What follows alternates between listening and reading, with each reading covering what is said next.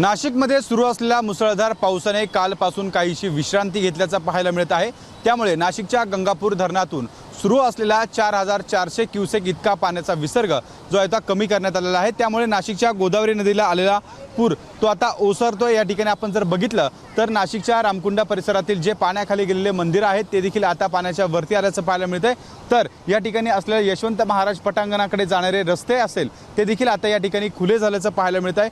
नाशिकच्या रामकुंड परिसरातील जी पूर परिस्थिती आहे ती आता नियंत्रणात आल्याचं पाहायला मिळत आहे। खरं तर कालपासून नाशिकमध्ये जो पावसाचा जोर आहे तो काहीसा कमी झाला आहे आणि त्यामुळे नाशिकच्या गंगापूर धरणातून सुरू असलेला पाण्याचा विसर्ग हा टप्प्याटप्प्याने कमी करण्यात आलेला आहे। काल रात्रीपासून सुरू असलेला 4400 क्युसेक इतका पाण्याचा विसर्ग आता 1760 इतका करण्यात आला आहे आणि त्यामुळे नाशिकच्या गोदावरीला असलेला पूर आता ओसरतोय। आणि त्यामुळे आपण जर बघितलं तर नाशिकच्या रामकुंड परिसरातील जी परिस्थिती आहे ती आता नियंत्रणात आल्याचं पाहायला मिळत आहे। एकूणच हे आजूबाजूचे मंदिर आहे ते देखील संपूर्ण पाण्याखाली गेले होते। त्यानंतर जे रस्ते आहेत ते देखील या ठिकाणी संपूर्ण पाण्याने वेढले होते। त्यामुळे या रामकुंड परिसरामध्ये पूर परिस्थिती ही पाहायला मिळत होती ती आता संपूर्ण कमी होताना पाहायला मिळत आहे। आणि नाशिकच्या रामकुंड परिसरात असलेला हा दुतोंड्या मारुती जो आहे त्याच्या कमरेपर्यंत असलेले जे पाणी आहे ते आता जवळपास पायापर्यंत आल्याचं पाहायला मिळत आहे। आणि या ठिकाणी ही संपूर्ण पूर परिस्थिती जे ते आटोक्यात आल्याचं एकूणच आपल्याला दिसून येते।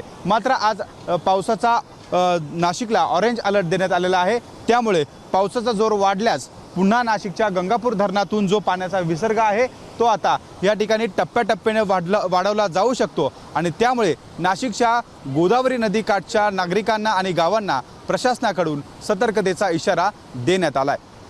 कॅमेरामन मयूर बारगजेसह शुभम बोडके, ABP माझा, नाशिक।